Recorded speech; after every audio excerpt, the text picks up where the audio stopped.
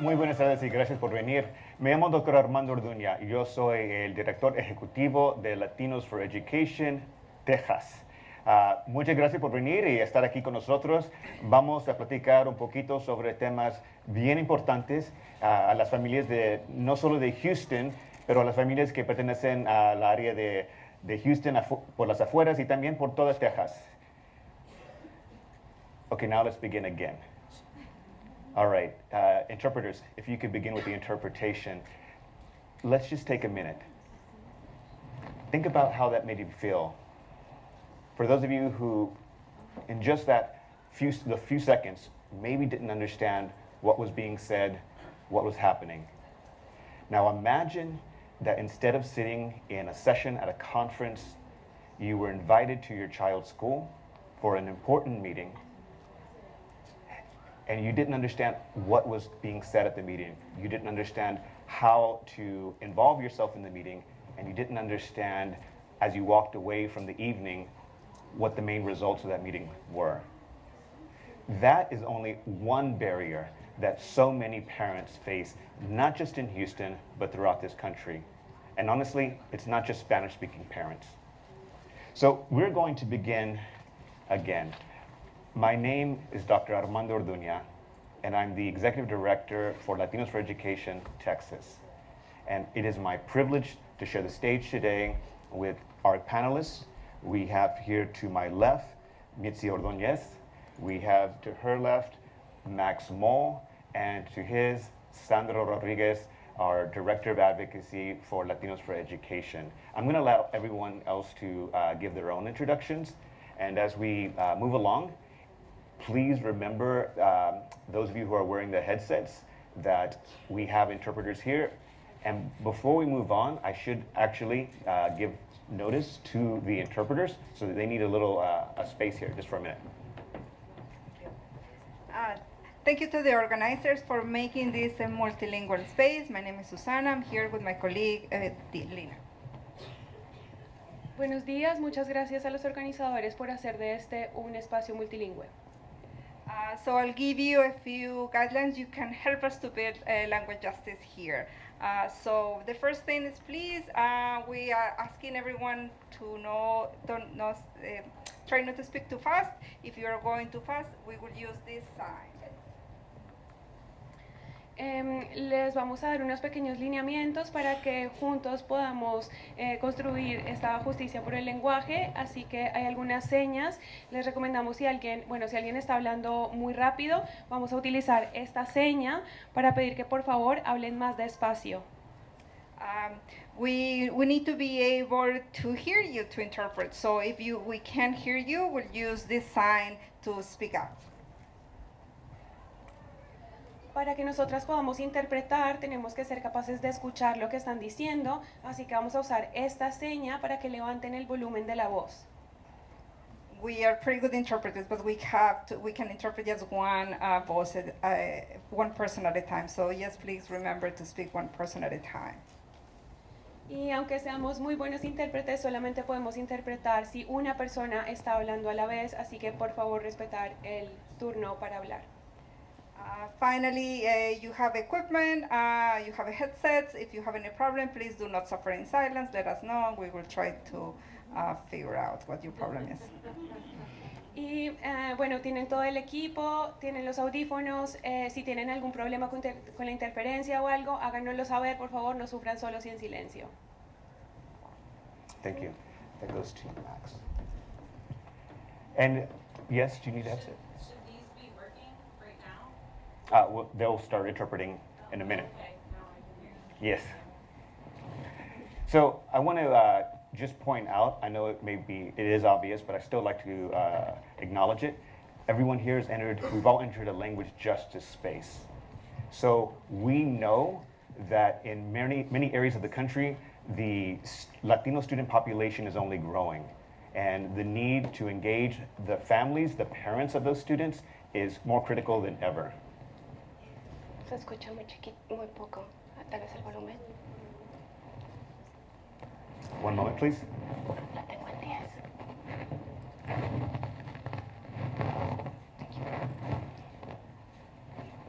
So this is a model.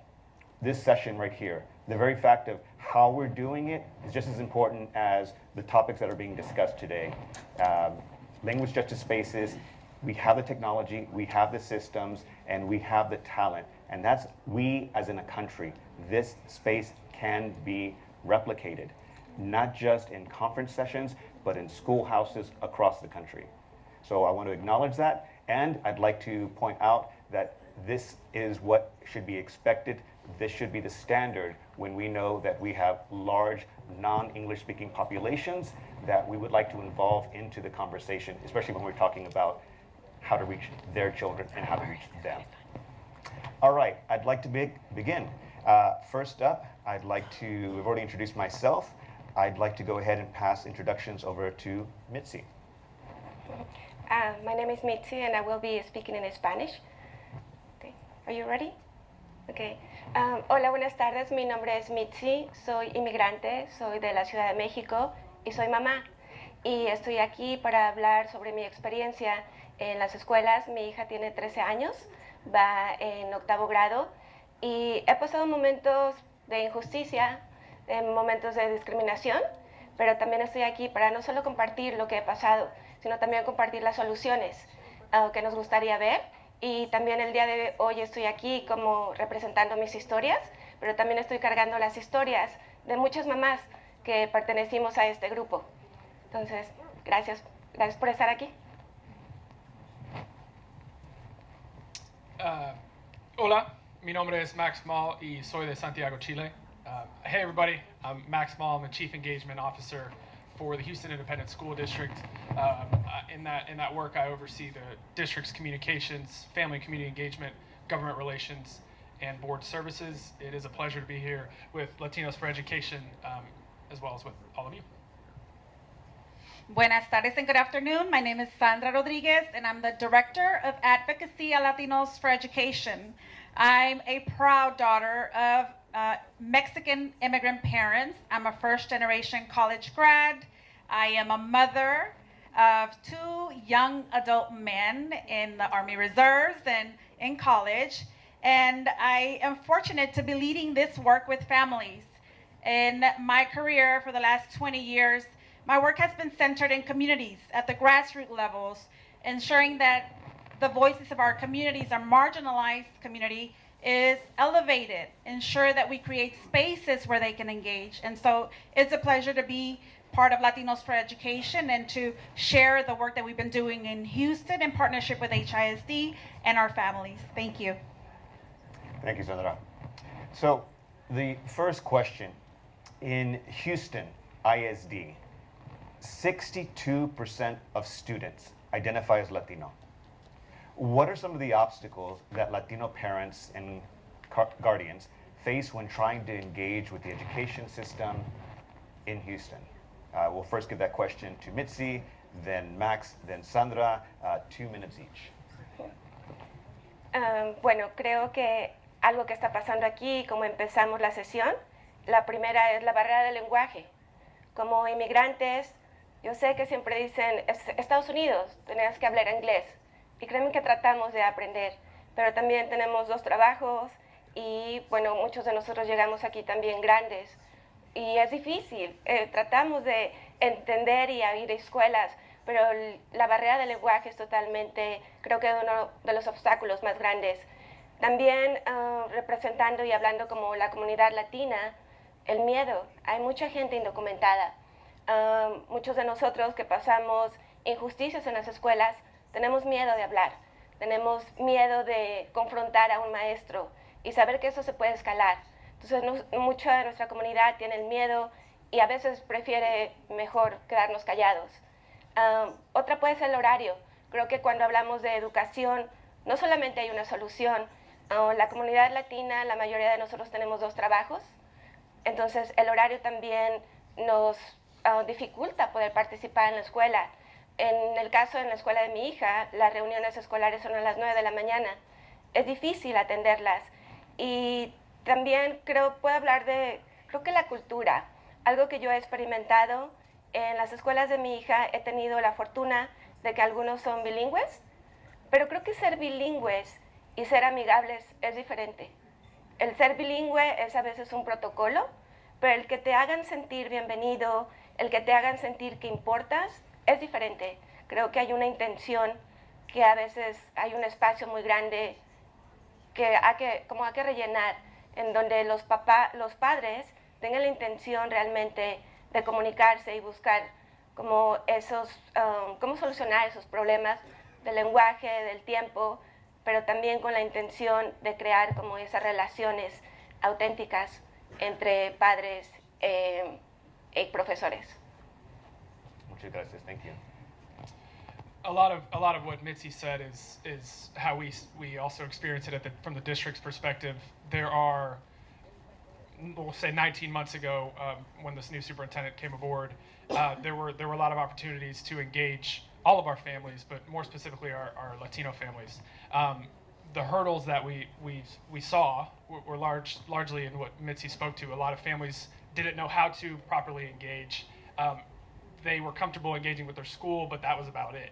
I think the responsibility that the district has, considering our population is 62% Latino, is making sure that we're having a touch point within community. So, for example, the work we do with Latinos for Education is one of those touch points, but how we approach family engagement is more school community focused rather than district having an engagement strategy. It's okay, let's put somebody on each campus to lead this work.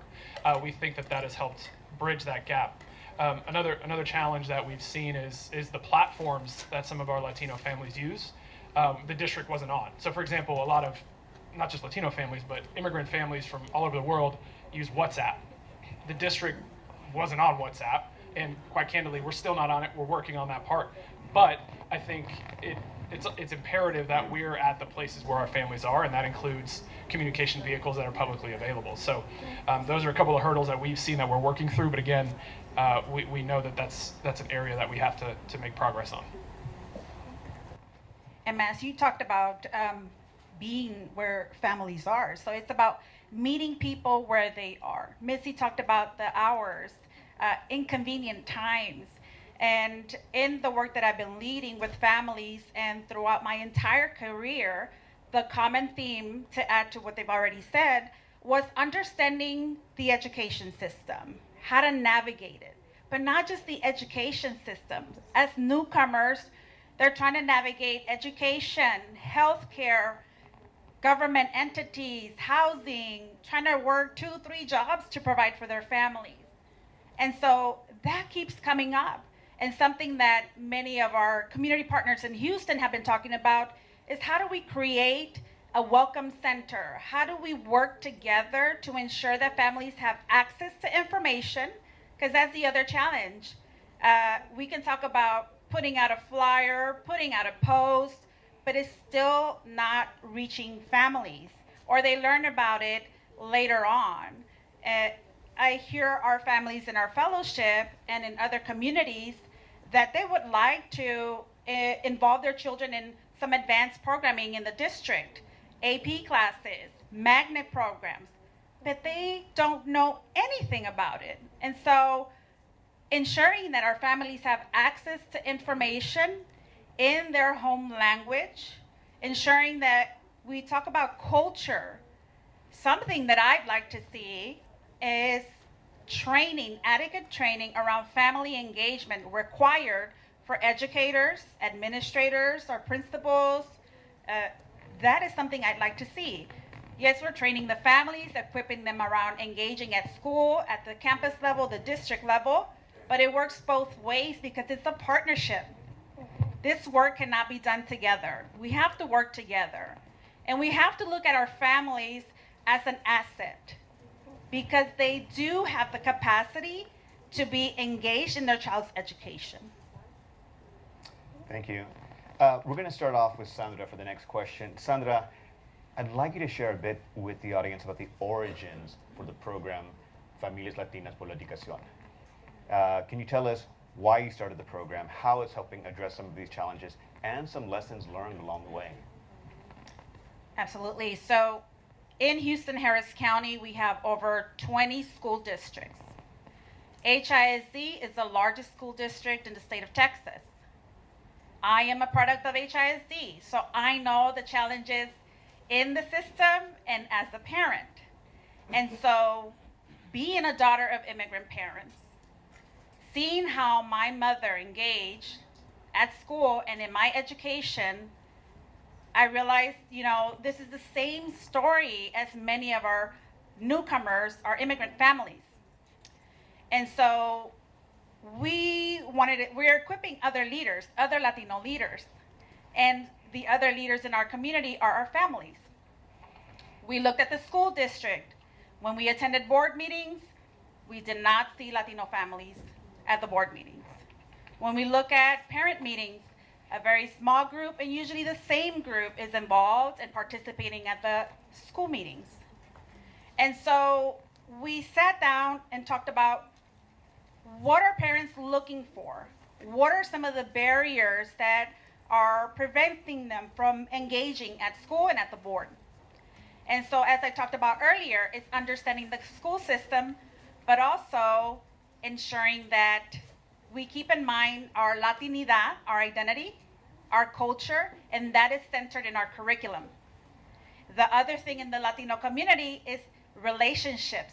Everything is about relationships and trust. And so we centered that as well in our curriculum. And so we help them understand the education system, but we start off with our dreams and aspirations because every parent has dreams and aspirations. And then because we have common stories, we're able to connect with them and relate to what they're going through.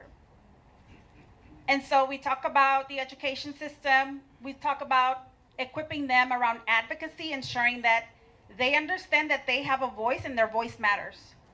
That not walking around with your head down, avoiding eye contact. No, I'm not gonna ask a question because that's the way I grew up. And that's the way I grew up. You don't ask questions. You are the authority. You are the expert. You know what's best for my child. I'll let you decide. I'll just drop them off and pick them up after school. But we changed that in our fellowship.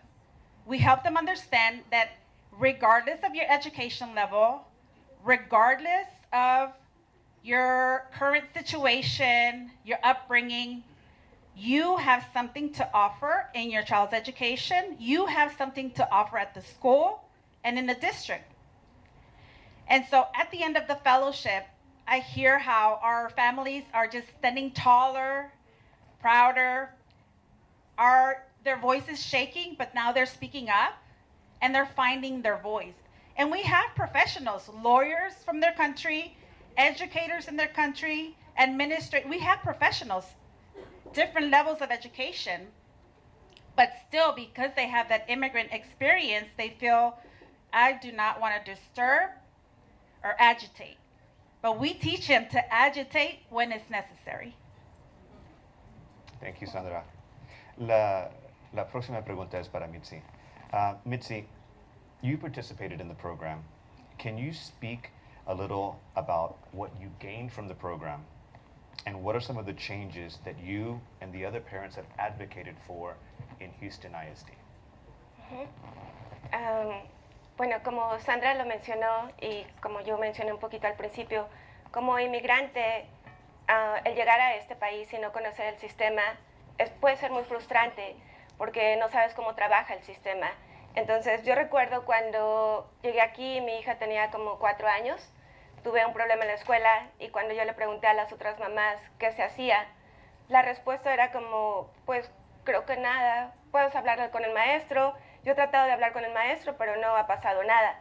Entonces era como un poco triste escuchar que normalizamos que porque creer que somos inmigrantes tenemos que tener este trato o no sabemos cómo, tenemos ganas de buscar una solución, pero no sabemos el proceso. Entonces creo que para mí haber participado en este programa, me dio mucha confianza. Ahora estoy aquí.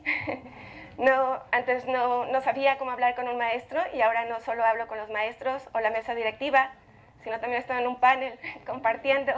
Entonces creo que la confianza que adquirí como mamá fue muy grande. El conocer cómo funciona el sistema. De repente a mí me decían, no, lo que pasa es que esta escuela no tiene muchos fondos. Y yo no entendía, ¿cómo que no tiene fondos? ¿A qué se refieren? No entendía realmente cuando quieres hacer una queja, ¿cuál es el protocolo y qué pasa si el maestro no te hace caso? Entonces creo que el entender cómo funciona el sistema y el entender también, el transformar la queja en solución. Creo que eso es lo que aprendí, fue muy poderoso. El que tú eres parte del problema, pero tú también puedes ser parte de la solución. O sea, los papás no estamos alejados. Los papás tenemos que trabajar con los maestros, con la mesa directiva. Entonces, creo que la transformación que he tenido en mí ha sido muy importante. Y bueno, esto es también, lo he visto con mis compañeras. Entonces, desde el cambio personal, recuerdo el primer día donde todas llegamos a la clase con ganas, pero también tímidas de ver qué iba a pasar. Y el último día todas estábamos como súper contentas, y una de las cosas que hicimos fue que el superintendente fue a nuestra clase. Entonces, eso fue muy poderoso, ver que el superintendente de la mesa directiva se acerca con ustedes utilizando interpretación. Creo que fue algo muy poderoso. Y de ahí, pues bueno, nos hemos organizado. Creo que entendimos que somos mamás, que queremos lo mismo para nuestros hijos, lo mejor para ellos, y somos mamás tratando de buscar soluciones. Entonces, lo que hemos hecho rápidamente, porque hemos hecho varias cosas, pero una victoria muy grande, cuando el superintendente fue a nuestra clase, lo que hablamos fueron de las barreras, y una de las barreras fue el lenguaje. Entonces, después de varias reuniones y también trabajando con Latinos for Education y con la mesa directiva y con los papás, pudimos lograr que ahora en las mesas, en las reuniones de la mesa directiva tengan interpretación. Entonces, eso ha sido excelente porque ahora hay más participación. Y nosotros como mamás, alumnas de esta clase, motivamos a otras mamás. Decimos, no, hay interpretación y vente. Y también Latinos for Education nos ayuda con el transporte. Entonces, creo que ha sido beneficioso en muchos lados, particularmente como la confianza que tenemos como mamás, el poder y lo que aprendimos de organizarnos y el conocer el sistema educativo. Gracias, Missy. Before we move on to Max, I want to say one thing. I was at that first board meeting in Houston, the first ever board meeting for simultaneous Spanish interpretation, 2022. And next to the Spanish interpreter was an American Sign Language interpreter. And it proves a point that I make to whoever will listen to me and whenever I get the opportunity to say it. For Latino children to win does not mean other children lose. These parents advocated for a need that was then amplified on in the response by the district. So I want to applaud Mitzi and all of the fellows for that, because it helped other families, it helped other parents. All right, let's move on to Max. Max, as the Chief Engagement Officer, can you speak a little bit about how Houston ISD approaches family engagement and how you've been working with the parents from this program to ensure their needs are being met? No, absolutely. So we start family community engagement at HISD. We start from the knowledge, the understanding that all families are capable and have the power to be advocates for their students' educational journeys. We actually, a lot of times, avoid using the word empower because we believe the power already exists in our families and our parents. It's our responsibility as a district to give our families, our parents, our students the tools they need to engage in the work of their school communities and the district. But we believe that inherently every family and every parent has that power within. It's just it's necessary for us to support it. So that's the first thing. The second thing, and I mentioned it a bit earlier, is what we know is that families and communities trust their school community, their principal, their APs, their teachers, far more than they trust the administrators at the central office. That is a good thing. We understand and know that. So, understanding that, we are placing our family community engagement function on campuses. So what that looks like in practice is through the use of ESSER funds, which we're grateful to have to lead some of this work.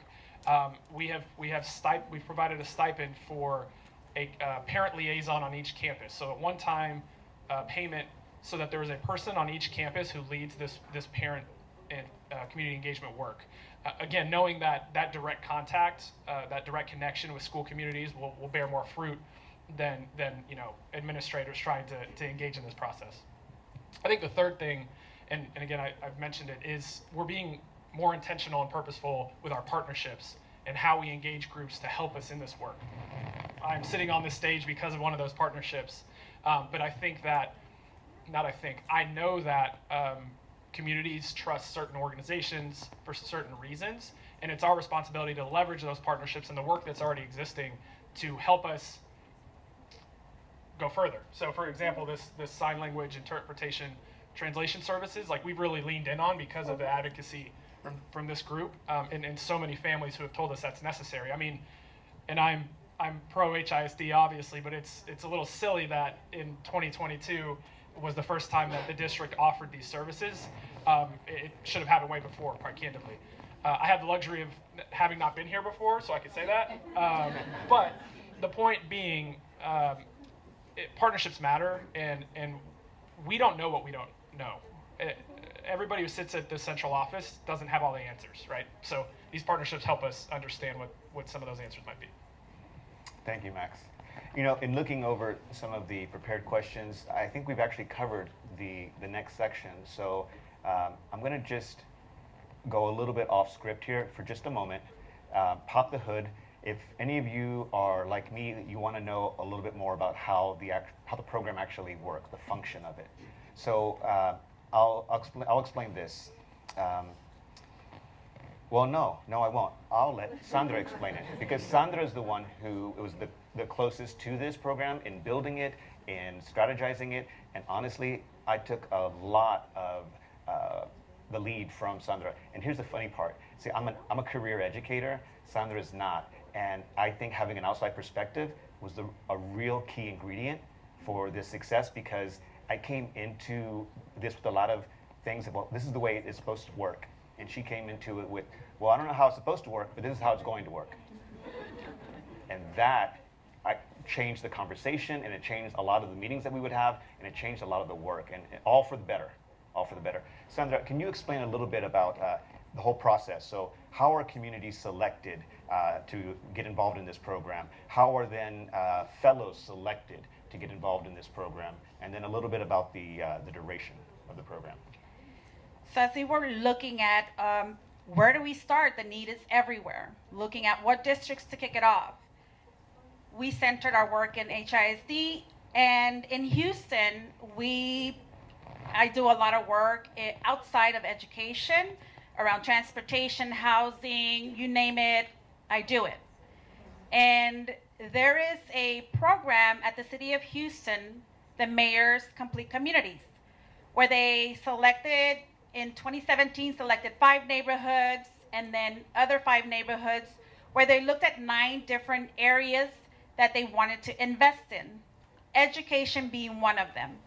Instead of us duplicating the work, having other community engagement meetings, we partner with the city. Again, it's about partnerships. They've already done the community meetings and the footwork, and so we looked at the 10 neighborhoods, and we narrowed it down to the neighborhoods that had majority Latino, over 80% Latino population in those neighborhoods. We looked at their education priorities. What is the community needing in their action plan? And many of them was family engagement, activities at school, events at school, advocacy programs, leadership programs. That's what the community wanted. And so we piloted the program, Bias, in the neighborhood that I grew up in. It's the Gulfton neighborhood in Houston, and it's a very densely populated neighborhood, 3 miles in that area, over 80,000 people, over 100 languages spoken, majority Latino. So it is challenging. And so we piloted there because I already had those relationships going back 20 years. I already had relationships with families, with the schools in the area. And then as we were looking at what is the profile, the parent profile that we wanted to engage in this leadership program, we wanted somebody that had already some type of engagement at school, mid, high level. We wanted to prepare them so that they can take it to the next level. They're already engaged. Let's tap into that and kick it up a notch. And we decided to focus in the summertime. You know, they have some free time, sort of, with kiddos at home, but we removed all barriers. What is it? You can't make it because of transportation? Don't worry. We'll get you an Uber voucher or a taxi, whatever you need, bus voucher. Oh, you don't have childcare? No worry. We'll provide childcare for the entire evening. Dinner? Don't worry. The family will eat. What else? Don't worry. We got it. So we looked at ensuring that we removed all barriers. And then we held the sessions 2.5 hours every other week, so it's not overwhelming. And then throughout the summertime, we had the sessions in in the community, a place of worship, not in the school, because we want them to feel safe, welcomed, and a place that they know. And so throughout the sessions, as I mentioned earlier, it was centered around relationships and trust. And so throughout the sessions, at the end, they talked about the space that we provided for them, that it was about them, that nowhere or ever in their lifetime have they ever had a space like this where they can be vulnerable. We shed tears. We talked about the trauma that follows us from our countries of origin. It was a safe space. I had one family who talked about, she has 3 children with special needs, autism, in elementary, middle. And she said, I've never, ever left my children with anybody else. But with you, I feel safe. I trust that you will take care of my children, and I want to be here. I want to be present. That means a lot to me. It means a lot to us. And so, what was the other part? Because I can keep going and going. I will say this. Can you speak a little bit about you talk about how the communities are selected, but how are the fellows selected? Is it open just for anybody to walk in, drop in, catch one session out of 6 or 8, or how does it work? Yeah, so we have an interview process. The first year, I was like a one-woman person, and we interviewed. I had like 60 applications that came through, but only had 20 spots. So I interviewed every person that applied and really tried to gauge their enthusiasm and commitment, and then we selected 20. The second year, we doubled, and then we invited our alums to interview the families. They are leaders. They can do this. So they scheduled interviews, reviewed applications, and then this year, we'll have 4 cohorts. So we'll do the same, invite them to ensure that they also take a role in selecting the next leaders for their neighborhood and their communities. And we invited them. We have one-on-one. It starts from the time that they apply. The relationship building starts from the time they apply. As I'm out in the community, having conversations at the parent meetings, inviting alums to share their experience in the program, that's how it starts. And then I schedule one-on-one meetings to get to know them a little bit better, because it can be scary going into, I don't know what I'm going to. And a comment that one of the moms made when she completed the program, she said, when I first started, like Mitzi said, we weren't sure what was going to happen. They're so accustomed of people talking to them and lecturing. One mom said, this wasn't like that. I was involved in the conversation. My ideas were heard. We had conversations.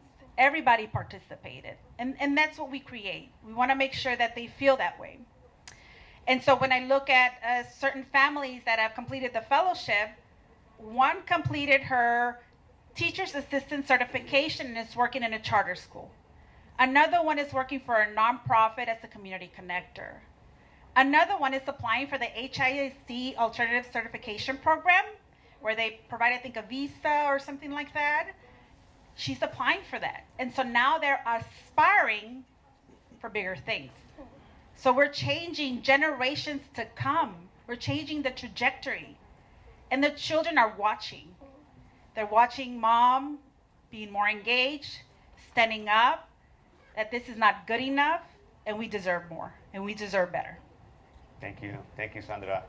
Do we I would love to hear the questions, what the crowd has to say. Do we have time? I'm looking at Anthony. All right, if you have questions, now would be the time to come up to the microphone to form a line, or comments.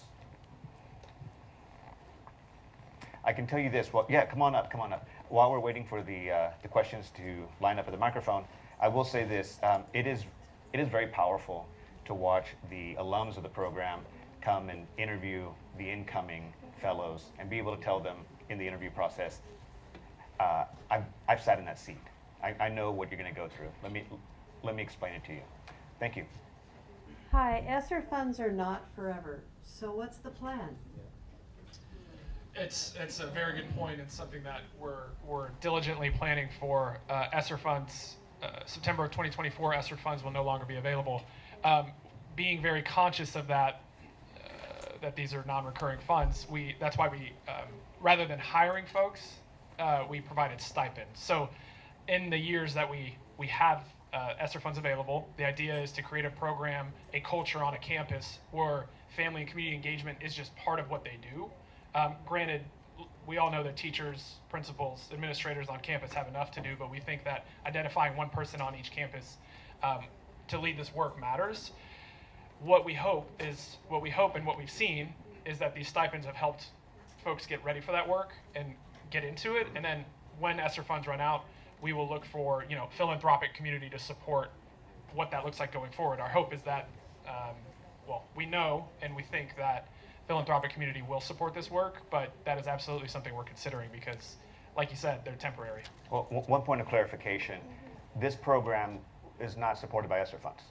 This program is supported by Latinos for Education, an educational nonprofit. So HISD has not put $1 into it, but we can hope in the future to do joint fundraising around that. Yeah, and that's an important distinction to make, is that the Parent Liaison Program is an HISD program. It is not connected to this work. Let me know when you want to have a conversation. We can have a conversation later, but the collaborative work is critical and crucial. Next question. Yeah, I'm John Gatica from Lubbock, Texas. And so I have just a quick question. And we talk about family engagement, and we have an organization, and our mantra is de la cuna al colegio. And because we believe that it starts from birth. And so, but this is a concern because as a former high school principal for 30 years, this was my concern. When do we begin to hold institutions of higher learning accountable for keeping our kids engaged at the post-secondary level? Because as Latinos, we send them off to college and they come back a semester later. Imagine if the public school system had a 68% dropout rate, what they would do to us, what they would do to Houston ISD. And those are the rates that the institution of higher learning are having with our children. And when does that happen? So, well, hold on one moment. I want to make sure I can respond correctly. So this isn't post-secondary preparation. Right. I mean, I'm a little hesitant to speculate because we're not in that space. We're not doing that work. We could say that we are preparing and scaffolding for that, but I'm going to open it up to the panel. Yeah, I can take a crack just from the district's perspective because we do see that at HISD is that when our kids go, and we know that a lot of our students won't go to traditional college, they'll go to a community college or CTE program. But what we have been intentional about in these past 2 years is, and again, I'm going to lean on this partnerships thought, is we're building programs with universities in the region. So, for example, we're building a pipeline program with the University of Houston, which will create a teacher corps. So teachers, they'll be able to get their bachelor's in education. The district and U of H will pay for it as long as they make a commitment to the district and for a couple years after that. We're doing another one with UT Health and Memorial Hermann, which is a nursing program. We know that there's critical need for nursing professionals, particularly in Houston, which has it's the medical center.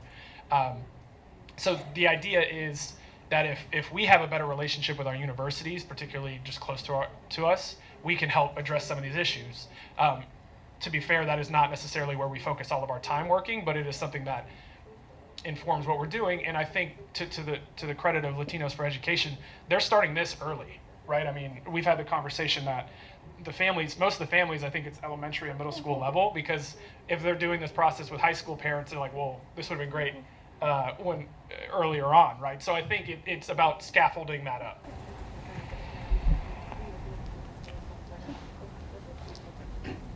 Bueno, iba a preguntar en inglés, pero lo voy a hacer en español. Bueno, mi nombre es Maribel y vengo del estado de Washington. Digamos que yo empecé en el sistema educativo muy recientemente y la pregunta es más que nada, en su programa o lo que están haciendo por Latinos para Educación, ¿tienen alguna forma de enseñar a los padres a hablar inglés? En nuestro programa no, porque nos enfocamos en el sistema educativo, cómo navegar el sistema, cómo usar nuestras historias para defender los derechos educativos de nuestros hijos, de las familias, pero no enseñamos inglés. Eso las familias se registran durante el tiempo que están tomando el curso o después. Y nosotros les ayudamos a conectarse para las clases de inglés. Conducimos ese programa completamente en español. Okay. No, porque para mí es la mejor forma de enseñarle a tus hijos. Si tú te estás poniendo a aprender otro idioma, les estás enseñando que es difícil, pero tú también lo estás haciendo. Es la mejor forma de enseñar a tus hijos. Gracias. Cierto. What a great session, by the way. But so I have 2 questions and a comment. My first comment is, Sandra, thank you so much for your dedication for interviewing all 60 applicants. You know, that's to be applauded. So my first question is, what happened to the other 40 applicants, and did that create a partnership between the community as well? And for Mitzi, how many dads participate? Because I haven't really heard any mention of the fathers in the program. Sure, I'll start. So the other applicants, we just included them in our communications as we continue to build up the program and our fellowship and how we engage with families. Knowing our capacity, we offer other additional training opportunities virtually or in person, and that's something that we'll be expanding on this year, where it's not only for the alums, but for any other families that want to participate. And so it's not what we want to teach our families in these sessions. It's really whatever it is of interest to them. So if it's budget, the first year, many of the families were so interested in understanding the budget. I was like, I can barely understand it myself. But that was something that they were really interested on.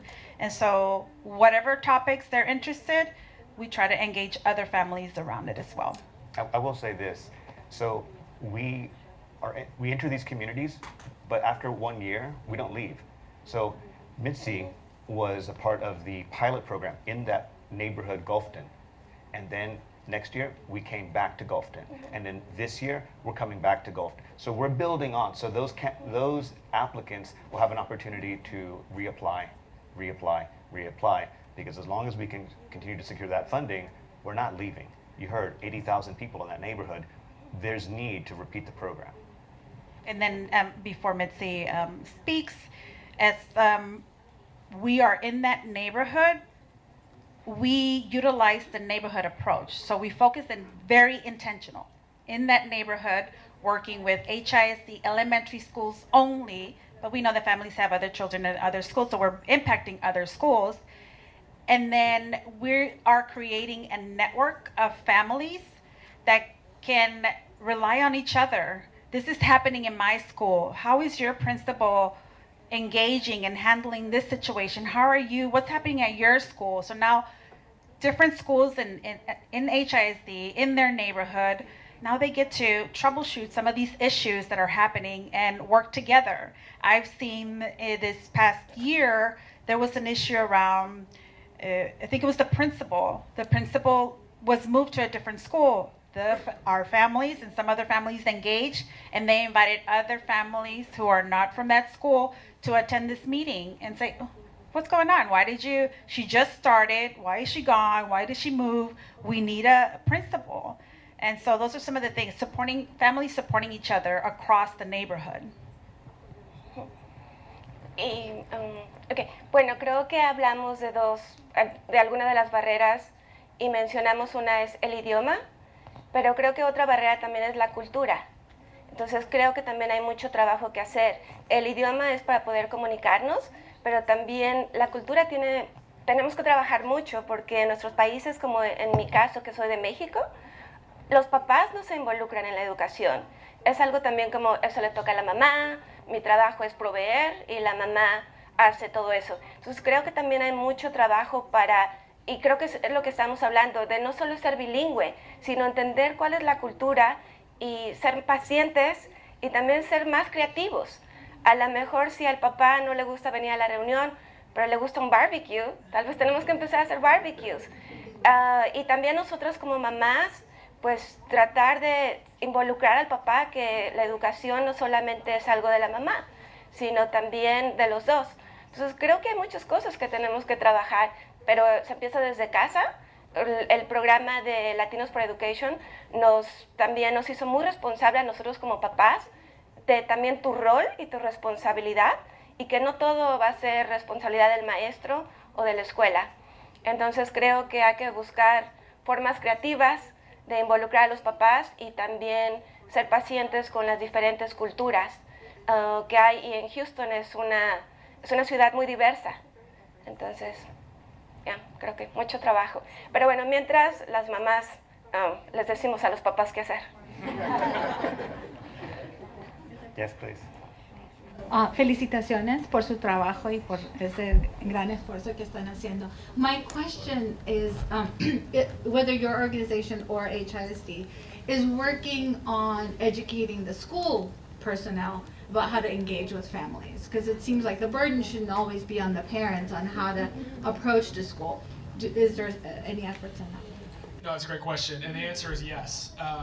Again, if we believe that parents inherently have the power to advocate for their students' educational journeys, then we have to meet them where they are and provide that support. So, for example, we have a team of folks who we'll call them coaches. Coach our parent liaisons who are on each campus. We bring in national recognized trainers in this space to help coach those folks. So we're being very purposeful about how we support that work, because we can't expect them to know how to do everything all the time. What we do expect them to know is what their community needs, since they're closer to it. So we do our best to provide that support.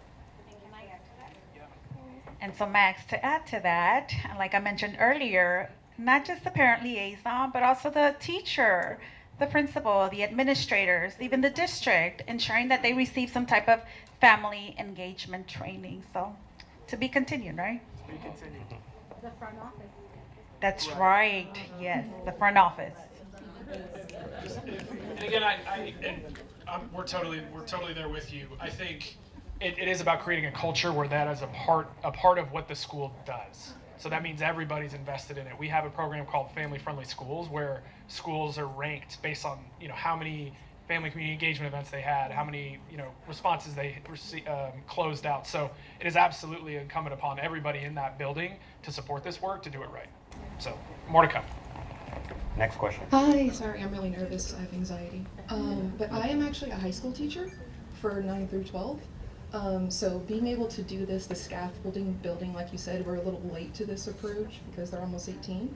The biggest problem we've had is that we've noticed, because of the culture difference, a lot of our Latino communities depend on the students to help engage between the teachers and schools. So do you have any plans, or do you have any recommendations for getting the students engaged to then get the parents engaged? Is that directed towards the district or Latinos for Anyone who can Education? answer. I'll take any recommendations.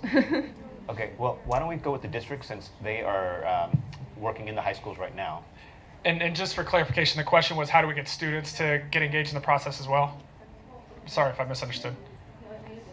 So our community depends on the students to help talk to the parents. This is, again, language barrier and culture shock and stuff like that. So we're unable to get in contact with a lot of the parents because they depend on their children to do it for them. And we've learned that they see teachers, like you said, as a higher force or power who know everything, so they should just be able to find information from their children. So how do we make sure that kids are engaged to want to engage their parents? That's a great question, and that's a challenge. What I will say is we're doing some work around this is not necessarily related to language access, but it is involved with getting kids to be advocates, students to be advocates, and kind of connecting those dots. Is we're building up a civic engagement infrastructure that encourages campus-based student groups to be advocates for their school community. So I think that is what we're doing. It's, you know, getting students to, I think, be that connector is difficult, but you know, that's as far as we've gone on that. It's a fair question that I need to think about. Pero, can I add? Okay. I mean, creo que debemos de entender el por qué nosotros ocupamos a los hijos, porque creo que como papá se me hace muy fuerte darle tanta responsabilidad a un niño. Yo creo que atrás de eso es, yo ocupo a mi hija porque me da confianza, yo ocupo a mi hija porque ella me entiende. So, creo que hay que entender el por qué el papá está ocupando al niño para comunicarse, o también porque el niño me trae el mensaje y no el papá, porque creo, bueno, mi hija tiene 13 años y se me hace ponerle mucha responsabilidad para que ella sea la que solucione el problema. Entonces creo que más que nada hay que entender que cuando buscamos a los hijos es porque estamos buscando atrás de eso confianza y estamos buscando sentirnos seguros con alguien y que alguien que nos entienda en el idioma. Yeah, I have to push back a little bit. Why does it have to be the responsibility of the students for this? I would say it's a reallocation of district funds to bring in the appropriate personnel, to bring in the appropriate resources. Our kids shouldn't have to take on the responsibility of a district. And I'm sorry, I have all respect to my district friend. Next question, please. Good afternoon, everyone. I'm from HISD as well, and we love that feedback. That's what makes us better. So my question is, for interaction that happens on a daily basis with our students, what happens, or is there advocacy for a, I don't want to say more serious situation, but in working with special populations, a student that may need special education services? Are there any conversations going on? Yes, we should handle that as a district, but is there any communication going on between your group and the district to be able to provide that? Because it's really scarier when there's a bigger issue. My second question, I had two, sorry, is what does a meeting look like, or when our parents come together? What does that look like? You said that they really enjoyed and saw themselves in it, in the work. What's happening there? Sure, thank you. Thank you for those questions. So when it comes to the special needs, families who have special needs, the support that we provide our families is standing with them, next to them, but they're leading the way. Because we built already relationships with HISD, it's a little bit easier for us to connect directly with the special ed department or just call Max, we're having a challenge. Because we have those relationships, then the families can lean on us to guide them. But we want them to be the leaders that they are, and so we guide them, we talk them through it, we'll sit down, have one-on-ones, workshop, the comments, bullet point, everything that they need to address. You know, we work with them one-on-one, and then we connect them to the appropriate personnel at the district. So I'm thankful for the partnership that we've created. It's just easier for our families to navigate. I've seen it many times. And special needs at HISD is not that easy, but you know, the families have that support. They know that you're not just gonna go through the program, like Armando said, and let you go. No, we're with you all the way through. And sometimes our families leave HISD, but we're still there supporting them if they're in another district. Yeah. And the second one was? What does your session look like? Sure. So when we kick off the meetings, we have a community building activity. And it's always centered around our identity and our culture. And so it may be, we talk about certain sayings that we say in our countries, right? Dichos is what we call it. And so we always center it around our identity and our culture by doing an activity. We, kind of connect. How was your week? How was your building that relationship and trust.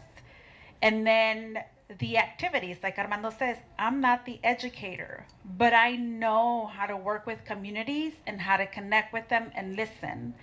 And so We create activities, they get up and move around, they get to share about their own personal experience. We don't cut them off because sometimes they're touching on things, traumatic things that happen in their life. When do they get to share that? Do they get to talk to their husband about it?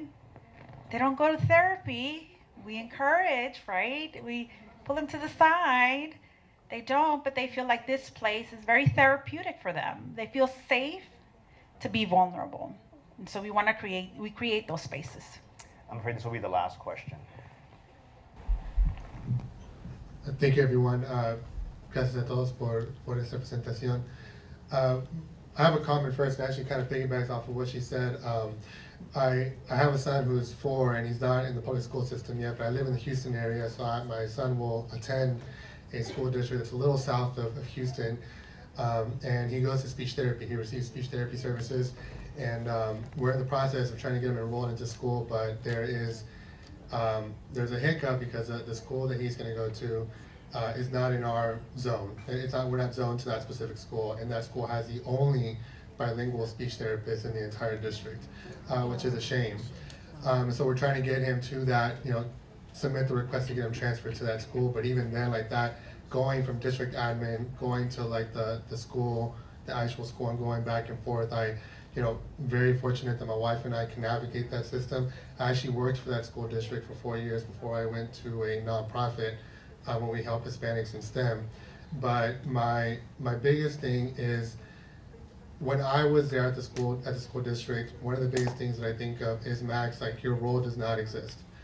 We have a person in that I would say does maybe 5% of what you do, and it's a community engagement person, but I sometimes feel like it's a checked box. Like, we have that.